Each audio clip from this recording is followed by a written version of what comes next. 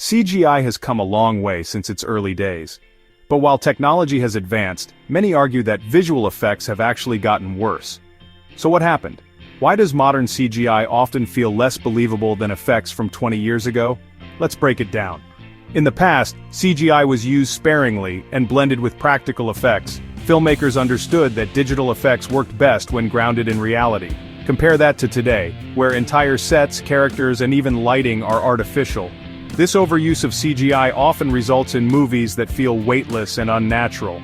The best CGI is the kind you don't notice, but modern films frequently bombard audiences with effects that feel disconnected from the physical world. Visual effects studios are under more pressure than ever. With tighter deadlines and lower budgets, VFX artists are forced to rush their work. The result? Unfinished or unrealistic CGI that lacks the polish of older films, where studios had more time to refine their effects. This is especially true in blockbuster franchises where studios prioritize quantity over quality, often outsourcing work to underpaid and overworked teams. When artists don't have the resources they need, the end product suffers. Back in the day, CGI didn't need to be hyper-detailed. Lower resolution screens hid imperfections. But now, with 4K and beyond, every pixel is visible. This means that CGI has to work much harder to look real, and when it's not up to par, audiences notice immediately. In older films, filmmakers often relied on lighting and shadows to mask imperfections, but modern movies frequently expose CGI under bright, flat lighting, making any flaws stand out. Many modern movies prioritize flashy CGI over storytelling. In the past, directors carefully chose when to use CGI to enhance realism.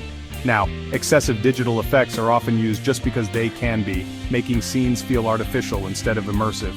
This is especially noticeable in action scenes, where physics-defying CGI sequences replace the weight and impact of real stunts. Audiences may not always be able to pinpoint what feels off, but they can sense when something lacks tangibility. Another major issue is the treatment of visual effects artists. Many studios outsource work to the lowest bidder, forcing teams to work under brutal conditions. This leads to rushed, unfinished CGI, which ultimately hurts the final product.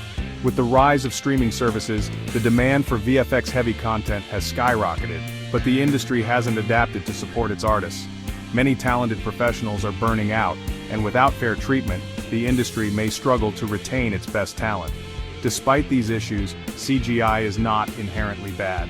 When given the right resources, talented artists can create incredible effects.